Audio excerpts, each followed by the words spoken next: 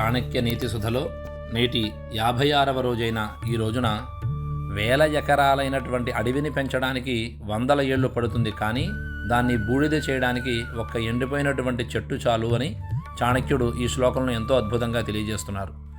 ఏకేన శుష్క వృక్షేణ దహ్యమానేన వహ్నినా దహ్యతే తద్వనం సర్వం కుపుత్రేణ కులం తథా అని చెబుతూ ఉన్నారు.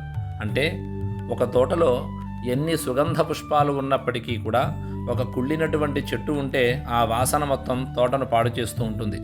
అలాగే అడవిలో ఎండినటువంటి చెట్టుకు రాజుకున్నటువంటి ఒక అగ్నికణం అనేది మొత్తం చెట్టుని మొత్తం అడవిని కూడా నాశనం చేస్తూ ఉంటుంది. అలాగే ఒక వంశంలో ఎందరో మహానుభావులు త్యాగధనులు ఉన్నప్పటికీ కూడా క్రమశిక్షణ లేనటువంటి దుర్గుణాలు కలిగినటువంటి ఒక వ్యక్తి చాలు ఆ వంశం యొక్క గౌరవం కిరీటం అనేది నేలపాలు చేయడానికి. కేవలం ఇక్కడ చాణక్యుడు కుపుత్రుడు అంటే పుత్రుని నిందించడం కాదు, బాధ్యత లేనటువంటి పుత్రుణ్ణి నిందిస్తున్నాడు చాణక్యుడు.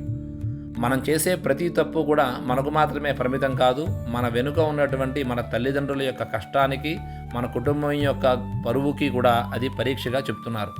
ఎండినటువంటి చెట్టుకు నిప్పు త్వరగా అంటుకుంటుంది.